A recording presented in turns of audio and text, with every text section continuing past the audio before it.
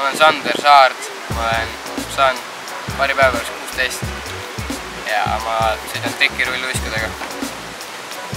Ma olen sõitnud 6 aastat.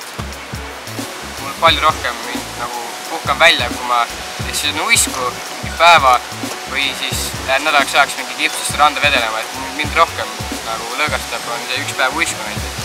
Et see on nagu täiega mõnus tegevus ja võtta rahulikult aega maha ja sõita. Mulle täiega meeldib. Raplas põhivõimalus sõita ongi skatepargis. Nagu streedispotte eriti pole põhimõtteliselt. Rulal ja tõukerattal on, aga uisul ja BMX-il on päris vähe nagu. Ja skatepark meil tehti mingi umbes 3 aastat või 4 aastat tagasi tehti laiemaks, suuremaks. Ennem oli hästi pisike. Aga nüüd on skatepark päris katki, et valdavaks nagu rohkem hooldada.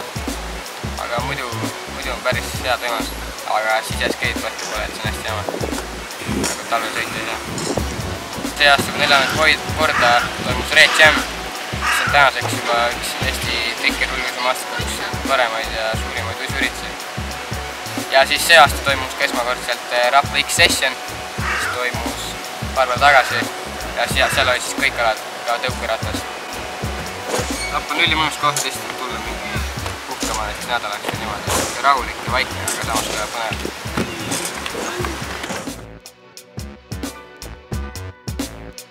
Nimi on Gert Rabavõitra, olen 16-aastane, olen sõitnud 4 aastat ja tõukerattaga sõidan. Raplas on võimalus head tegeleda tänavaspordiga. Raplas sees saab sõita nii tänavatel, kui on hea skatepark ja Rapla vallas on väga palju skateparke. Tõukerattavõistlusi on pea iga nädal ja terve suve ja ka talvel skateparkides. Raplas on võistlusi umbes paar korda aastas. Siin väga palju ei ole, aga need on igal pool üle Eesti. Kuldrulast arvan, et see on väga hea, kuna seal on head sõitjad, seal on hea park, seal on hea üritus, kõik asjad on head, auhinnad ja väga lahe.